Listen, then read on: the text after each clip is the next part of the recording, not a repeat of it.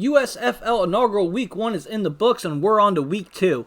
Matchups and records are in the ticker below. Let's go over these spreads and totals, see how we're going to make some money. If you're new here, this is Burgundy Bets. We gamble on football and we cash tickets, and the action kicks off this weekend, Friday, 8 o'clock Eastern, as we have Michigan playing New Jersey. Now, Michigan is a slight underdog in this game. It's basically a pick'em 1-point spread to the favor of New Jersey, over under 41.5. It's really interesting. Michigan came into this league tied with Tampa Bay as the favorites to win the championship. They played Houston and they got beat up on the front seven.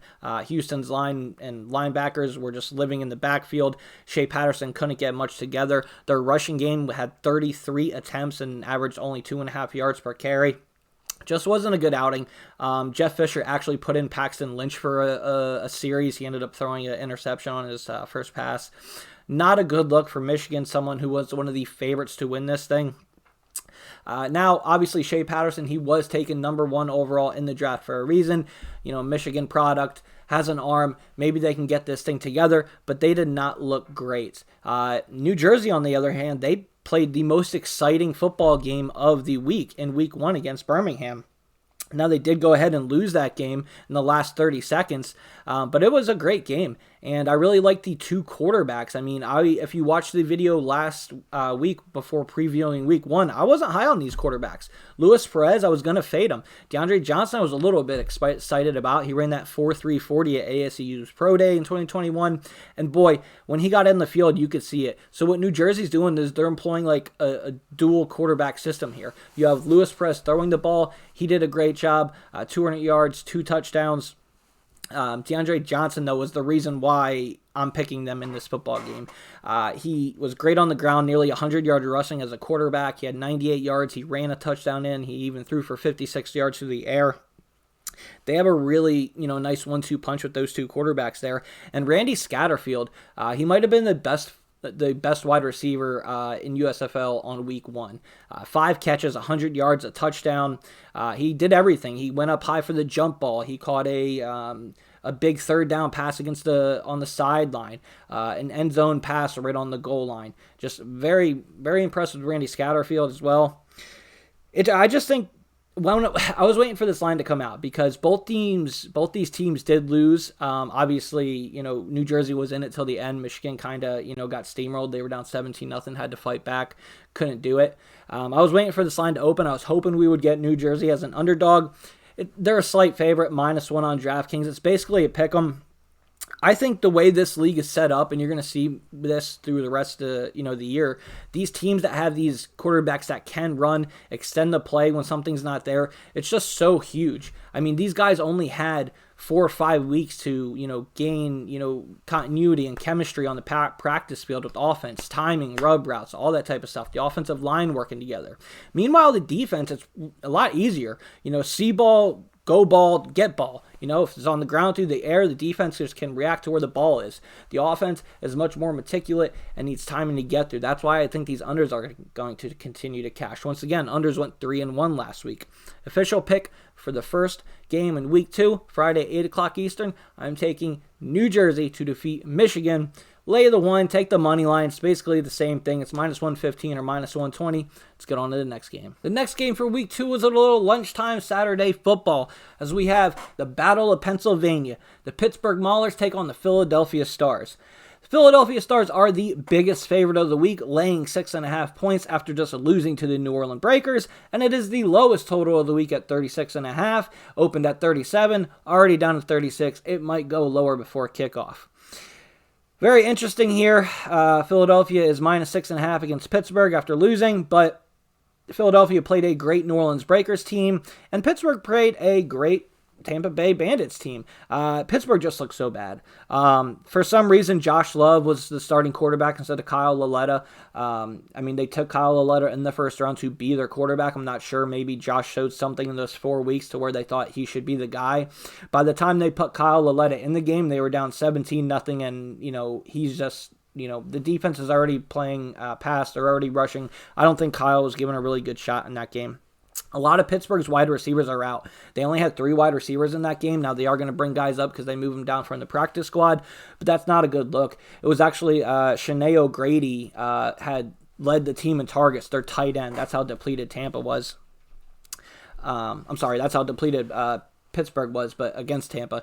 But Pittsburgh just does not look good. I understand this line. Philadelphia, Byron Scott was good. He impressed me. He did more than I thought he would. 202 yards, touchdown, interception. Both of his running backs both caught 4 passes, which was interesting.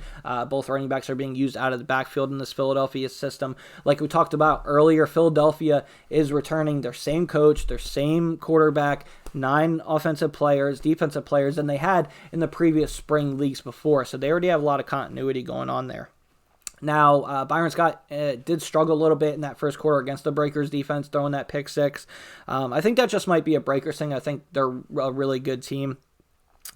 Their running game for Philly was weak, but their defense was very good, holding Kyle Lauletta and those guys to the 23 points, and they were in that game. For me, the clear pick here is Philly. They are the rightful favorite. I'm just not very comfortable laying, almost a touchdown spread in spring football when we've only got to see these guys play one time, and Kyle Lauletta was thrown into the game down 17-0.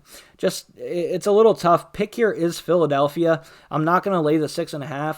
If you want a spread pick, I'll give you the 6.5. Otherwise, I'd probably just throw Philly in a parlay to win the game with someone maybe like a Birmingham, someone you're a little bit more confident with throughout this slate. As far as the total goes, over under 36.5. I mean, Pittsburgh put up 3 points last game. Now we talked about, who they were playing.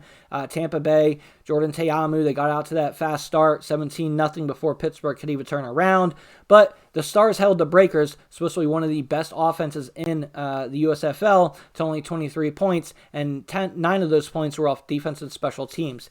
Philadelphia does have some kicking problems, as a lot of these USFL kickers do, which is another reason why we're looking at unders here. I believe there were 5 or 6 missed field goals between the 4 games, so that's alarming there. Philadelphia was one of the teams, like many others, have kicking problems, but that's just something we're going to have with spring league football. The pick is Philadelphia. I don't want to lay the 6.5. The under is the lowest under of the week for a reason, but there's your play and your action on Philadelphia and Pittsburgh, the Battle of Pennsylvania. Your nightcap for Saturday will start at 7 o'clock. It will be Birmingham versus Houston, as Birmingham is the favorite, laying 3.5 points. Your over-under is 40.5. Now, Birmingham was part of the most exciting game of the week against New Jersey in the opener. They ended up squeezing that out in the last minute, 28-24, while Houston just beat up on Michigan. Now, with Birmingham here, quarterback Alex Mago came out. He played okay. He threw that touchdown pass, looked good. But, we talked about his injury concerns before, and it showed its head again. He left in the second quarter with an injury. But that was the best thing that happened to Birmingham, because Jamar Smith came in, and other than DeAndre Johnson, he was the best quarterback in my eyes in USFL last week. I mean, he was great. 156 passing yards, a touchdown, a rushing touchdown, 13 yards on the ground. He looked great. Osiris Mitchell also stood out. He had 5 catches for 96 yards and a touchdown. I mean, he looked great. Set aside from a Randy Scatterfield, I think Osiris Mitchell, might have had one of the best wide receiver days of the week. I really like this Birmingham team just because I like similar to the Jersey team. I mean, kind of the dual threat. Now, Jamar Smith is nowhere near what DeAndre Johnson is as a part of running the ball on the ground and rushing as a quarterback. But it's a nice flip. It's a nice turnaround. I mean, in that game, when Alex got hurt and Jamar had to come in, the first series he wasn't good. Second series he wasn't good. But man, by that third series, you could see he was turning it on. He was completing passes. He was leading the comeback. They were down 14-7. Then they were tied in the fourth quarter. Then they go ahead and win the fourth quarter. I mean, it was a good game, good performance from Birmingham. I'm going to take Birmingham to defeat Houston here. I like Houston. Their defense was great. Their front 7 was awesome against Michigan. They lived in the backfield. Shea Patterson was having a tough day, getting sacked, getting pressured, fumbles. The running backs couldn't get anything on the ground. Houston has a really good defense. Now, as far as Clayson Thompson, I mean, he did what I thought he was going to do. I didn't think it was anything special. I mean, he completed 9 passes all game long, and 7 of those 9 passes were to one player, JoJo Wood, his wide receiver. So, say what you want. I like Birmingham here. once again, I don't like laying these big spreads here in these spring football games. I think Birmingham is the side here. I think I like them to win. I'm probably just going to play the money line. I'll lay a little bit of juice because I don't want to get beat on a half a point on a field goal on a hook. As far as the over-under goes here, I'm going to go under the 41.5. Houston is a defensive team. They're not really doing much on offense. Their running backs couldn't get much going on offense either. And Birmingham, Jamar, he's great. Alex Magoo kind of threw up that big touchdown in the first quarter and then didn't do much after that here. I think this is another under spot. Let's go on to the fourth game and final game for the USFL. Fourth and final game, Sunday, 3 o'clock, and it looks to be the best game as the New Orleans Breakers take on the Tampa Bay Bandits. It should be a really good game, really close game. Tampa Bay is the favorite, -2.5. New Orleans, they just beat Philadelphia, looked good doing it. Tampa Bay just beat Pittsburgh, looked good doing it. I think Philadelphia is a much better team than Pittsburgh, as the line indicates for this week in their matchup. Over-under in this is 40.5. Now we'll start with Tampa Bay being the favorites here. Jordan Ta'amu, he was one of the most gifted quarterbacks that was taken in this draft. His experience in college and the NFL. I mean, he had a decent start, 32 attempts. He did have 2 interceptions. He did have a very hot start. I mean, they were up 17-0 over Pittsburgh very quickly. But then 17-0 at half, and then they didn't score a point after that. The game, they didn't score another point. So, fast start for Jordan Ta'amu. It would have been more impressive if they did more. The rushing game averaged under 2 yards per carry, believe it or not. It was all on the arm of Ta'amu, and if this Bandits team is going to make a run, it's going to have to be on the arm of Jordan Ta'amu. Their tight end led the team in targets. Grady, he was good. He's a real good connection with him. But I don't want to talk about Tampa Bay anymore. I want to talk about New Orleans. The pick is New Orleans. The play is New Orleans. We're not going to play it right now at +2.5. The Bandits have the quarterback with the big name. They're favorites to win this thing. Let's get this thing to 3. Let's get it to 3.5, hopefully. If it gets to 3, I will be playing New Orleans on the spread. I'm probably going to play a money line as well. Now, first of all, Kyle Slaughter was not that impressive. New Orleans' quarterback against Philadelphia. We expected more.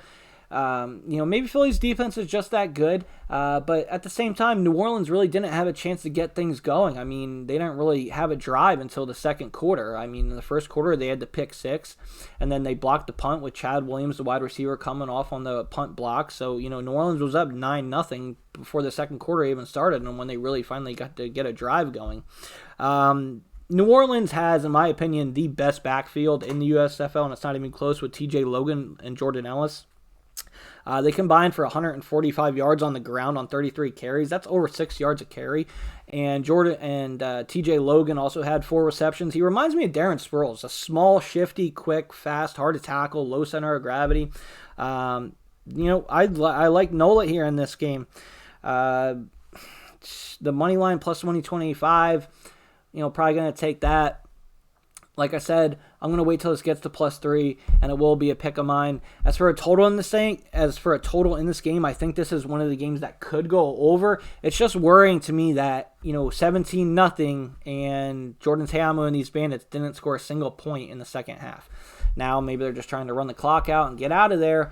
But with that head coach, you would think they would try to spread the ball down the field and open things up, gain some more confidence, and just steamroll teams. That didn't happen, but that's USFL Week 4. We'll go through my bets. Follow me on Twitter at rburgundy.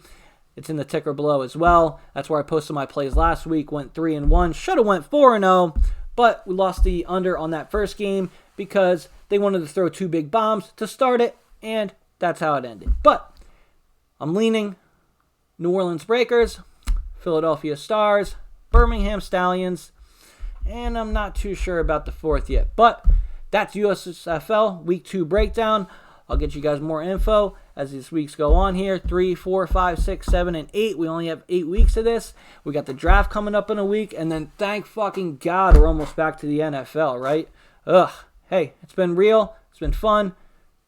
It's been real fun. I'm Ron Burgundy. Follow me. Subscribe to the channel. Drop a like. Give me a reason to keep doing this. I love y'all. Cash some tickets, eh?